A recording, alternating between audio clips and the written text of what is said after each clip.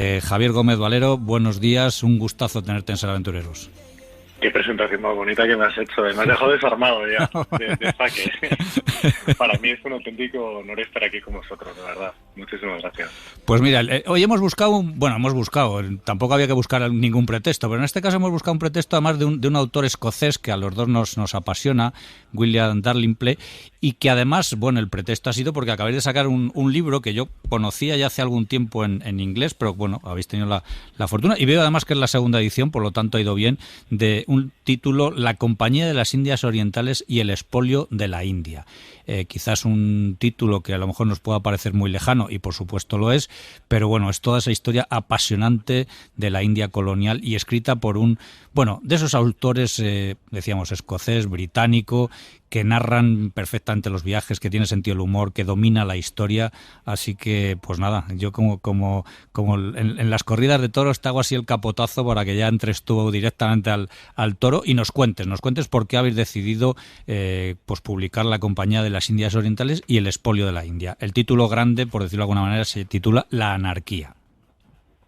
Pues porque este libro había que publicarlo en español, no había otro remedio. Es un libro tan bueno, es un libro tan magnífico que nos veíamos obligados a publicarlo, entre otras cosas porque, como bien decías, William Dalrymple es un historiador magnífico, maravilloso, que escribe como Los Ángeles, escribe historia con pulso novelista, evoca, no lo digo yo, lo han dicho muchos de sus críticos, a la mejor novela colonial británica, al mejor Kipling, nos evoca Kim de la India a veces, escribe, como digo, con un pulso novelista, pero trata unos temas que, dices tú, nos pueden parecer lejanos, pero son de la más candente actualidad.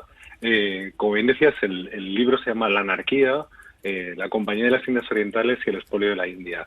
Y la anarquía no es sino una crónica del mayor expolio colonial, de la mayor explotación colonial de la historia de la humanidad, tal cual. La anarquía comienza con la fundación de esta compañía, la Compañía de las Indias Orientales, como esta compañía, una compañía comercial modesta de un país modesto. No hay que olvidar que Gran Bretaña, estamos hablando del año 1600, cuando arranca esta historia. Gran Bretaña o en ese momento Inglaterra era un país de segunda fila.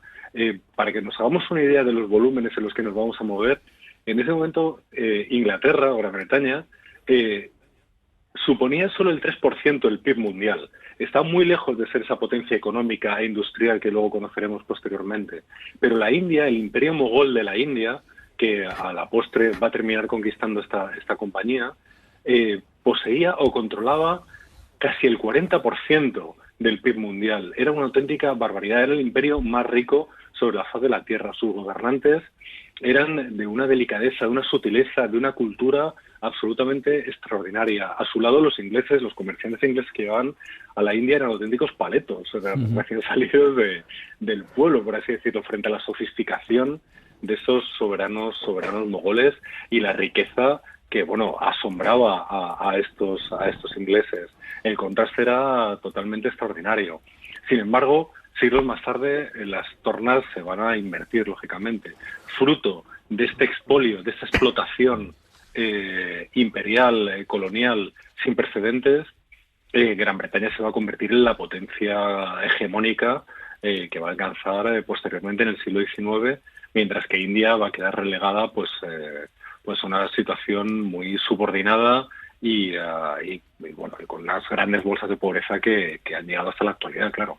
Sí, yo tengo una teoría, que es mía, por lo tanto muy rebatible. Yo creo que uno de los grandes aciertos de los ingleses y de toda su campaña colonial allí, o incluso en África, Kenia, Tanzania, etcétera, ha sido esa parafernalia militar y sobre todo el tema de los uniformes. Es decir, en todos estos países, tú hablas de la India, que evidentemente en ese momento era mucho más poderosa y mucho más rica en todos los aspectos culturales, de especias, etcétera, etcétera. Esa parafernalia de uniformes, de música, de medallas, todo eso creo que hizo mucho bien al Imperio Británico porque les hizo quizás ser más de lo que en ese momento eran, y con esa me viene a la cabeza la maravillosa película de El hombre que pudo reinar, esa maravillosa película de Sean Connery, que dos zarrapastrosos, dos casi mendigos, pues casi se hacen reyes, bueno, en una parte de lo que fue el Imperio Británico, que luego hablaremos un poquito también de Afganistán. No sé si opinas más o menos lo mismo o cómo ves tú toda esa historia. Claro, acabas de mencionar la que es mi película favorita desde niño, El hombre que puedo reinar. Eso ya son palabras mayores. Exactamente. Estoy en buena medida de acuerdo contigo. Esta mística del Imperio Británico que tiene mucho que ver con estos mitos que se podían crear. Lo que pasa es que en este momento estamos en una época anterior. Eso que tú dices sí que funciona perfectamente para la época victoriana, la época plena victoriana, pero estamos en una época anterior, ¿no? Y lo que diferencia realmente, decíamos que la compañía de las Indias Orientales es una compañía modesta, hasta el punto de que se centra en la India y en el comercio de textiles de la India, porque ni siquiera puede competir con la compañía holandesa de las Indias Orientales, que era la que monopolizaba el comercio de la especia, que era la principal riqueza en esa época, porque no son rivales para los holandeses en este momento, ¿no? La verdadera... Hay que partir de la base de que todo imperio, me da igual cuál sea a lo largo de la historia, es violento. Todo imperio es extractivo, todo imperio quiere acumular riquezas. Pero también los imperios tienen otra serie de idiosincrasias, razones de Estado, que pueden buscar otro tipo de objetivos en los territorios conquistados, digamos, ¿no? Ya sea un proselitismo religioso, en el caso de los españoles en América, por ejemplo, con la cristianización de todos estos súbditos, a los que, por ejemplo, los indios los consideran los súbditos, por supuesto, ya sea intereses civilizatorios más o menos cuestionables, pero el caso de la Compañía de las Indias Orientales, que es lo más significativo de todo esto, es que era una empresa privada. Era una empresa privada que no rendía cuentas a nadie. Quiero decir, no era el Estado británico, no era un imperio estatal. Era una empresa privada cuyo único objetivo era el lucro.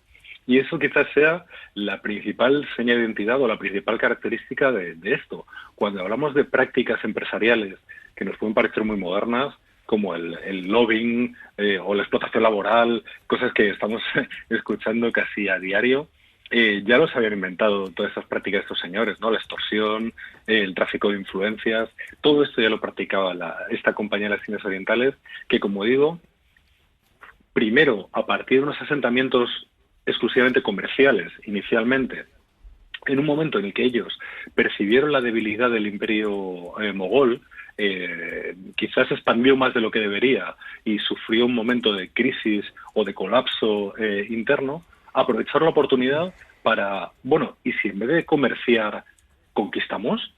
Y de hecho lo que hicieron fue esto, dotarse de unas fuerzas armadas que terminaron siendo más poderosas que las británicas, y de hecho cuando les interesaba decían, no, nosotros somos una empresa comercial, nosotros no tenemos nada que ver con la corona. Pero cuando les interesaba, por otro lado, cuando se venían amenazados, llamaban a papá Estado, llamaban a la Royal Navy, llamaban al ejército británico para que les apoyara en momentos de crisis, intervenciones, en este caso sí que estatales, de la corona, pagadas por el dinero público británico, lógicamente, de lo cual ellos, por los contribuyentes británicos, de lo cual ellos no rendían cuentas a nadie. Era la operación perfecta, ¿no? Que vemos ahora en muchos casos en empresas privadas y que, como digo, no es nada nuevo, ya lo inventó esta gente. Claro, estoy seguro que Ángel o Chema, Javier, seguro que te quieren hacer alguna pregunta. Sí, yo quería preguntarle a Javier si, por lo que está contando, podemos decir que fue el inicio del despegue, digamos, del Imperio Británico, de lo que luego sería el Imperio Británico. ¿Ese fue el principio, podemos decir? Sin duda ninguna, porque la mala praxis de la propia Compañía de las Indias Orientales a lo largo de los 2 siglos más o menos que están instalados en la India será lo que lleve, después del motín de la India, el motín de los cipayos, que es bien conocido por todos, a la propia disolución de la compañía.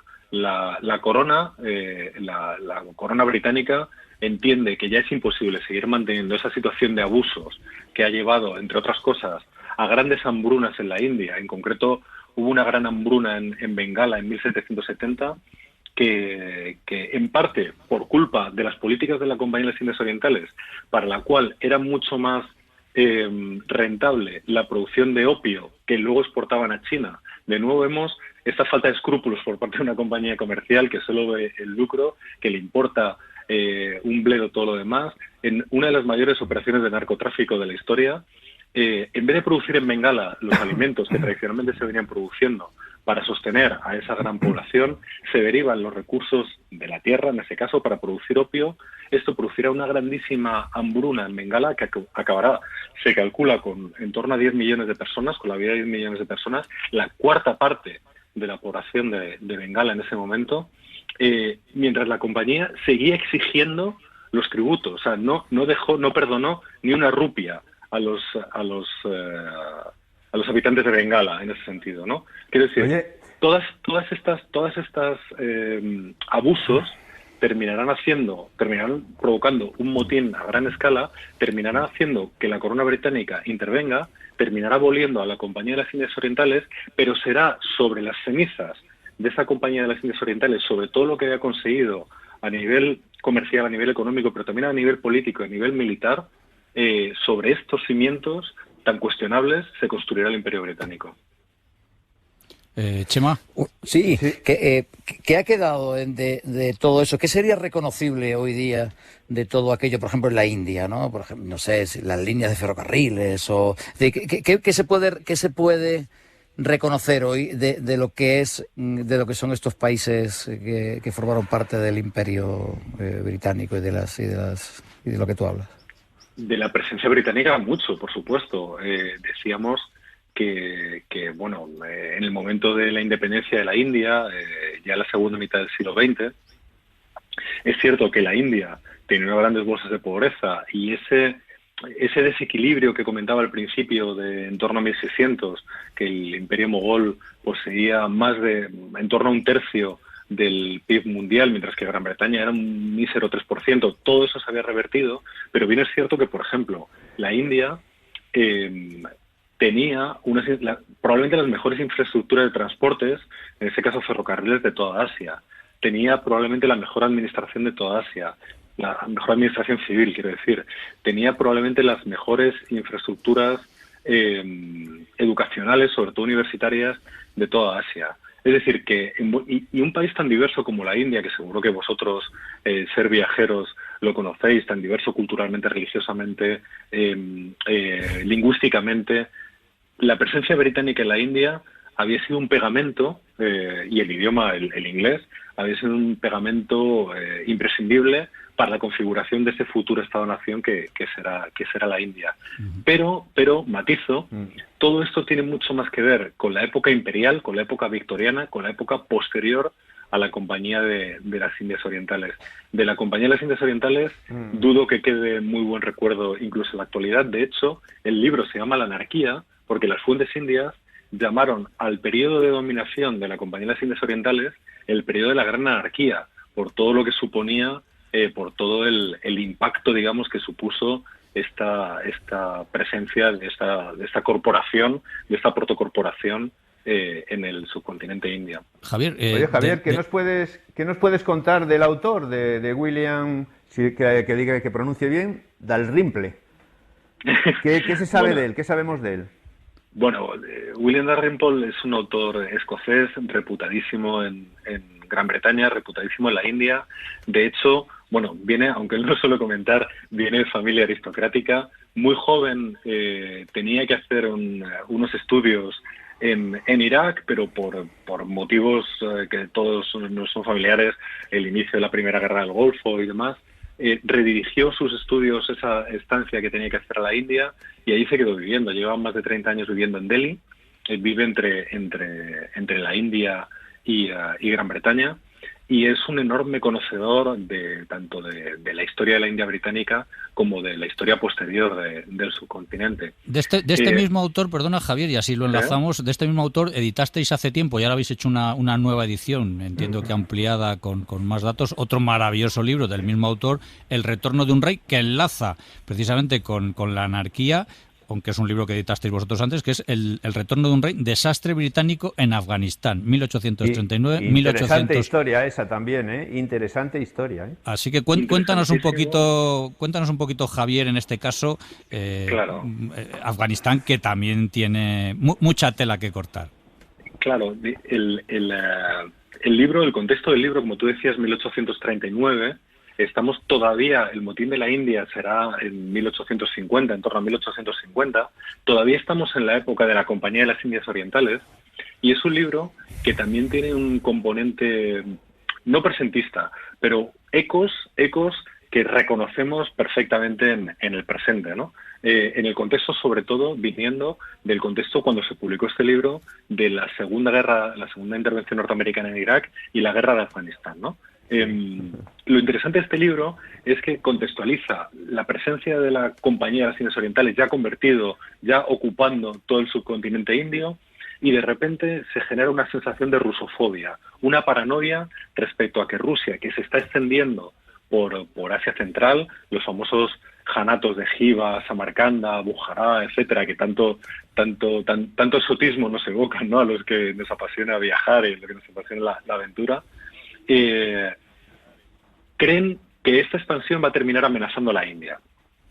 Y ya se ven, en este clima de paranoia, en ese clima de rusofobia, se ven partidas de cosacos cabalgando a diestro y siniestro por el subcontinente indio. Ante este pánico totalmente injustificado, como digo, totalmente injustificado, plantean una invasión preventiva, algo que nos suena mucho también de Irak o de Afganistán más reciente, una invasión preventiva de Afganistán para crear un estado tapón entre este expansionismo ruso y la India. Ese contexto internacional históricamente se conoce como el Gran Juego, o lo bautizó Kipling, el propio Kipling, como el Gran Juego, ¿no? Esta tensión que va a durar varias décadas entre Gran Bretaña y el Imperio ruso. Yo creo que pues sí. Termina, Javier. No, esta invasión preventiva de Afganistán entra en Afganistán con relativa facilidad, igual que los rusos posteriormente, igual que los norteamericanos posteriormente. Pero claro, es lo que les dicen. Aquí habéis entrado fácilmente, pero ahora tendréis que salir. Los británicos llegan a Kabul, se instalan en el Kabul. Digamos que el Afganistán de esa época poco tiene que ver con el Afganistán actual. Un Afganistán también mucho más refinado, mucho más culto, mucho más rico, totalmente diferente, pero también existían los guerreros tribales seculares que siguen dando guerra hoy día, ¿no? Una rebelión llamando a la yihad termina expulsando a los británicos, y durante la retirada son masacrados prácticamente todos. Solo llega un superviviente a Jalalabad para dar noticia de este mayor desastre colonial británico de la historia. Una auténtica masacre como venganza de los desmanes que habían cometido los británicos también en Afganistán en el tiempo que habían estado allí. Qué bien hubieran hecho, y con esto terminamos, qué bien hubieran hecho los políticos modernos de haber leído este libro. Seguramente no hubiera pasado lo que ha pasado con los rusos, con los americanos, etcétera, etcétera, porque Afganistán es un país inconquistable. Si me permites solo un apunte, sí, por supuesto. Cuando William Dalrymple, para que veamos la dimensión que tiene el autor, ¿no? Cuando Dalrymple publicó El retorno de un rey, le llamaron para hacer un briefing, para hacer un informe sobre la situación actual de Afganistán, porque él viajó a Afganistán y utilizó fuentes afganas para escribir este libro. Le llamaron tanto de la Casa Blanca como del despacho de Hamid Karzai, en ese momento presidente de Afganistán, para que pudiera informar de la historia más reciente de Afganistán e intentar sacar enseñanzas de esto, para que nos hagamos una idea de la relevancia que tiene el autor, más allá de su papel como historiador. Pues Javier, seguiríamos hablando contigo, lástima que el tiempo se nos corte, pero en cualquier caso decimos 2 libros, La anarquía y El retorno de un rey, un autor, William Dalrymple, y una editorial, Ediciones Despertaferro, que desde ya curiosear por su página web, curiosear por los kioscos y bueno, seguro que en este otoño, pandémico o no, habrá sorpresas jugosas por parte de Despertaferro. Un gustazo, Javier, haberte tenido. Un placer escuchar a Javier, hay que decirlo en alto. Un placer, Javier, de verdad. Pues, lo mismo digo, y aquí me tenéis para cuando queráis. Pues te ficharemos, así que cuenta con ello. Encantado. Un fuerte abrazo. Un abrazo.